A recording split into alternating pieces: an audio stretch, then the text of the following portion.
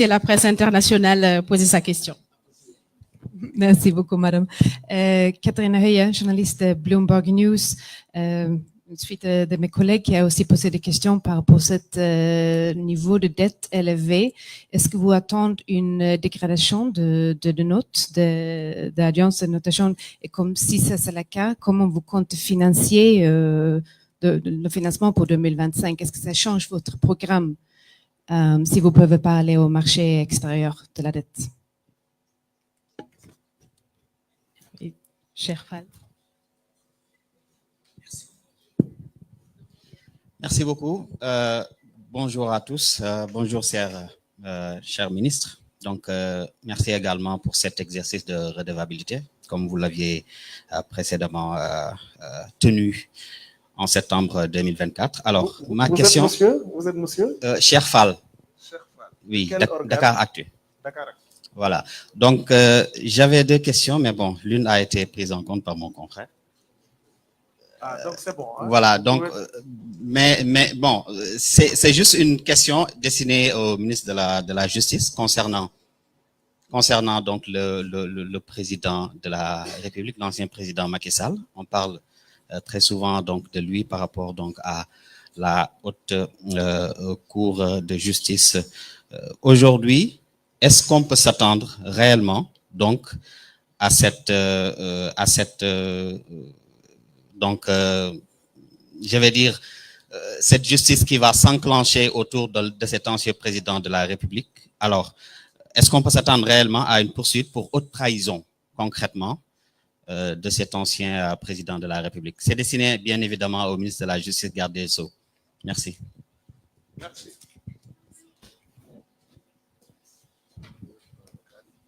Nous avons 5 questions. Oui, donc nous allons donner tour à tour la parole à monsieur Cheikh Diba pour la première question de monsieur Demba Dieng. Voilà, allez-y monsieur.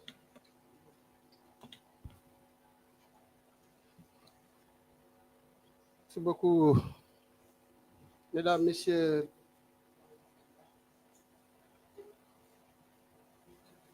Du quotidien Le Soleil a posé une question relativement à la mobilisation des ressources, je suppose internes, mais aussi à notre capacité de mobiliser des ressources externes, compte tenu véritablement des implications de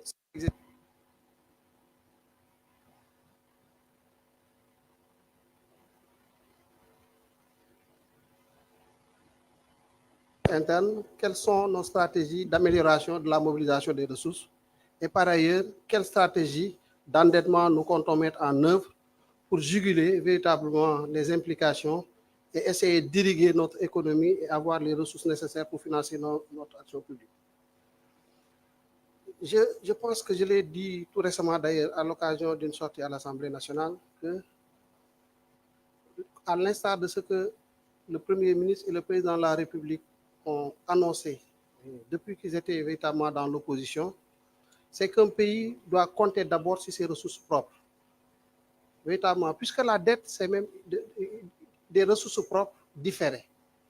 Donc l'enjeu fondamentalement qui va nous amener à assainir la situation actuelle, c'est le renforcement de la capacité de mobilisation de nos ressources internes.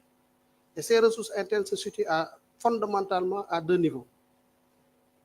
C'est les ressources qui sont véritablement gérées au niveau de la Direction générale des impôts et des domaines pour vous permettre d'avoir une visibilité, en tout cas contextuelle, factuelle, et les ressources qui sont poursuivies et mobilisées par la Direction générale des douanes. Et de manière subsidiaire, la Direction de la comptabilité publique qui encaisse des ressources par constatation, étant entendu que son rôle, c'est véritablement de travailler à enregistrer les transactions dans le secteur public. Ce que nous entendons faire, c'est avoir une deuxième génération de stratégies de mobilisation des ressources à moyen terme. Nous avons eu une première génération de SRMT. Cette SRMT a donné les résultats qu'il a donnés, mais nous entendons, compte tenu des enseignements que nous pouvons tirer de l'exercice de mise en œuvre de cette première stratégie de mobilisation des recettes portée à un autre niveau.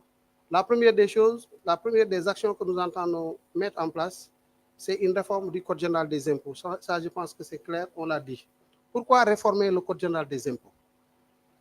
Voyez-vous, le Code général des impôts actuel du Sénégal, qui est une loi de 2012, est une réforme, une somme de réformes des codes antérieurs, c'est-à-dire des codes qui datent des années 76, vers la fin des années 76, début des années 80. Est-ce qu'il est concevable qu'aujourd'hui, en 2025, qu'on ait un Code général des impôts de manière caricaturale qui fiscalise l'économie des années 80? Manifestement, il y a un déphasage. Et donc, si nous voulons véritablement être dans l'air du temps, si nous voulons capter véritablement les niches de recettes que nous pouvons retrouver dans l'économie moderne, qui est une économie numérique, qui est une économie de télécommunication, qui est une économie basée sur des ressources naturelles que nous avons, mais il nous faut réinventer un nouveau Code général des impôts. Et nous avons aujourd'hui stabilisé les termes de référence, élaboré une lettre de mission adressée au Premier ministre qui a donné avec ses équipes toutes les orientations requises afin que la Direction générale des impôts puisse dérouler cette nouvelle réforme du Code général des impôts. Et l'innovation cette année, c'est de dire qu'il n'est plus question, et ça je l'ai souvent répété à certains acteurs avec qui nous interagissons, il n'est plus question que l'administration, que la Direction générale des impôts des domaines, quoique constituée d'experts en matière fiscale, s'enferme dans les locaux du bloc fiscal et nous un code qu'ils ont élaboré dans un français, un droit limpide, bien rédigé, plus ou moins même simple. Non. Certainement, il nous aiderait à une bonne modélisation juste des aspects juridiques de notre code, mais il manquerait de vigilance pour des raisons qu'on pourrait accepter. Pour la plupart, nos administrations fiscales sont constituées de juristes qui sont très brillants, mais le juriste, son métier, ce n'est pas aussi d'appréhender le secteur du numérique. Le juriste, il peut être très brillant, le fiscaliste peut être très brillant dans la modélisation de la norme fiscale, mais il peut méconnaître les enjeux que l'on peut retrouver dans le secteur des télécommunications, des secteurs des mines, ainsi de suite.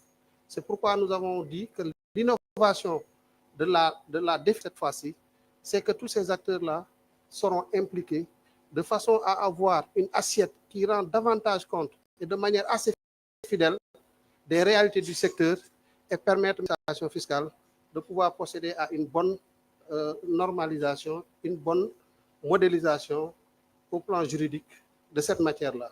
Ça, c'est un enjeu majeur parce que ça devra nous permettre de réussir cet exercice-là d'élargissement de l'assiette fiscale. Ça, c'est du point de vue normatif. Mais de notre point de vue, l'élargissement de l'assiette répond aussi à des velléités de digitalisation. Nos administrations ont fait beaucoup d'efforts ces dernières années. La Direction générale des douanes, notamment, tout le monde connaît le Gaïndé, tout le monde connaît véritablement tous les efforts qui ont été faits. Tout le monde connaît tous les efforts qui ont été faits au niveau de la Direction générale des impôts et des domaines pour automatiser les procédures, mais il reste encore du chemin à faire. L'interopérabilité, véritablement, des plateformes qu'on peut retrouver à la douane, au budget, au trésor, et ainsi de suite, devrait nous permettre de dénicher des entités économiques qui étaient dans le secteur informel et de pouvoir les amener à travers même nos centres de gestion agréés à un meilleur formalisme afin de contribuer davantage à l'effort de mobilisation de nos recettes. Il y a aussi les efforts de facturation électronique. Nous sommes dans un univers aujourd'hui moderne. Dans les pays avancés, nous avons des méthodes qui permettent, quel que soit le lieu où l'opération et une transaction est opérée, qu'on puisse, à travers d'autres acteurs qui sont connus, qu'on puisse capter ces transactions-là et voir quelle est la part de contribution à l'effort de construction nationale qui pourrait être captée à travers ces mesures. Ce n'est pas tout. Nous entendons aussi réformer tous les codes spécifiques qui traitent de certains secteurs dans un souci d'améliorer un peu le contenu dans ces secteurs-là. Pensons au Code des investissements, qui accorde beaucoup d'exonérations aux entités et acteurs économiques. C'est louable, c'est pour promouvoir l'emploi, c'est pour promouvoir l'investissement privé, c'est pour promouvoir mais d'autres réalités, la constitution de réserves de change pour la Banque centrale, ainsi de suite. Donc, c'est des objectifs économiques louables qui sont derrière. Mais est-ce que les codes tels qu'ils sont aujourd'hui formalisés nous permettent d'atteindre ces objectifs-là? Se pose la question donc de l'efficacité des codes de l'investissement, des codes pétroliers, miniers, ainsi de suite. Il y a un effort à faire à ce niveau et nous entendons le faire. L'objectif qui est derrière cela, c'est d'améliorer notre effort de dépenses fiscales. Est-ce qu'on peut arriver au même objectif en consentant le moins d'exonération possible? Parce qu'il est important, quand on veut animer une économie, un taux de croissance, mais à un effort budgétaire, quand on veut que le taux de croissance se ressente dans le panier de la ménagère, il n'y a pas de secret. C'est qu'il faut faire en sorte que ces secteurs-là qui portent la croissance ne soient pas totalement défiscalisés. Puis ces secteurs sont défiscalisés, qu'est-ce que cela entraînerait? Cela entraînerait qu'on ait des taux de croissance élevés, mais qu'en termes de redistribution, qu'on ne puisse pas les ressentir au niveau du panier de la ménagère.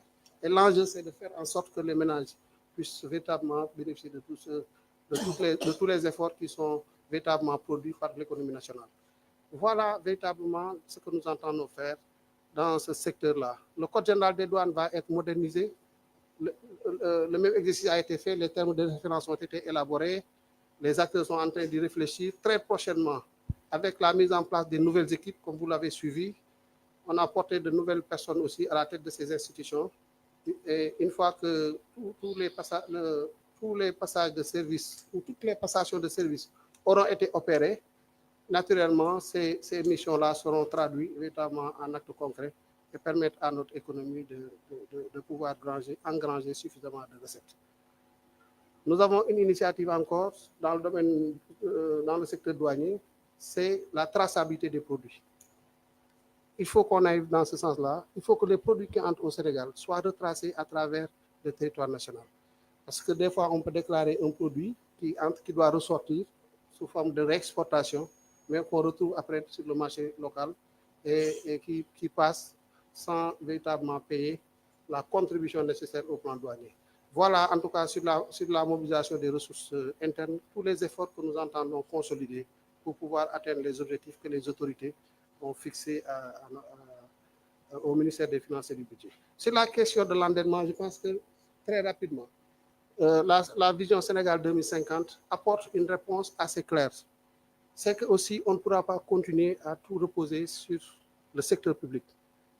L'économie, c'est vrai, c'est un secteur public fort, mais surtout en termes de régulation, en termes d'accompagnement. Ce qui fait l'économie, c'est le secteur privé. C'est au secteur privé de créer les emplois, c'est au secteur privé de créer de la ressource, de la valeur.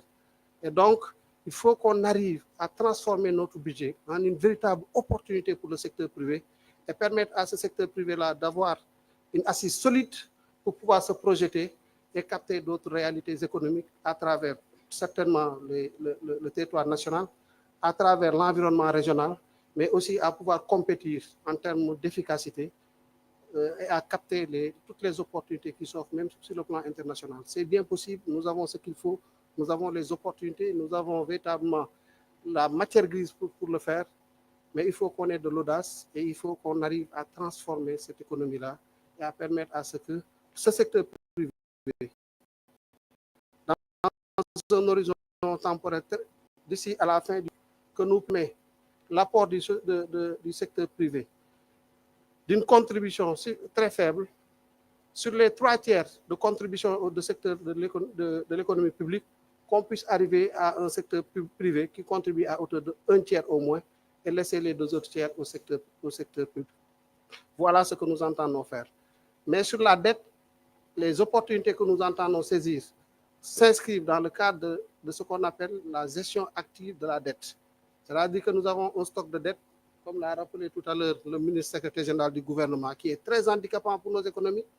Comment arriver à discuter avec nos partenaires techniques et financiers de façon à ce que la dette qui nous coûte très cher qu'on puisse la reprendre et qu'on puisse retravailler son profil de maturité. Si la dette coûte cher et que nous devons la payer dans un horizon de 3 ans, qu'on puisse, mais véritablement avec les nouvelles opportunités qui s'offrent sur les marchés, qu'on puisse réacheter ces dettes-là par des dettes qui sont moins coûteuses et qu'on puisse transformer ou étaler sur un horizon temporel qui va au-delà de 5, 6, 7 ans, ce qui nous permet de libérer des marges de manœuvre. Si tous ces efforts-là sont réalisés avec la mobilisation des ressources internes, avec la rationalisation des dépenses publiques, nous allons voir que notre déficit budgétaire va aller en baissant, en empruntant une nouvelle trajectoire de consolidation budgétaire, comme nous le disons. La consolidation budgétaire, c'est arrivé à un taux de 3%. Ce faisant, le PIB augmentant avec la croissance, on voit une inversion de la courbe de l'endettement qui va effectivement nous amener dans un horizon raisonnable, soutenable, comme le disait le ministre de l'Économie, à un taux de 70% ou inférieur à un taux de 70%, conformément aux critères de convergence de l'UEMOA. Sur la première question, voilà ce que je voulais apporter comme élément de réponse, tout en laissant le ministre de l'Économie certainement apporter d'autres éléments de considération. Voilà, monsieur le ministre, je crois que vous avez, en tant qu'économiste, répondu à la deuxième question de Mme Aminatou Diallo de Trade FM. Je crois que lui, il a des choses à compléter et à répondre également à la question de Catherine concernant la notation des agences. Voilà. Je vous donne la parole. Je vous remercie, monsieur le ministre. Je voulais juste ajouter à ce que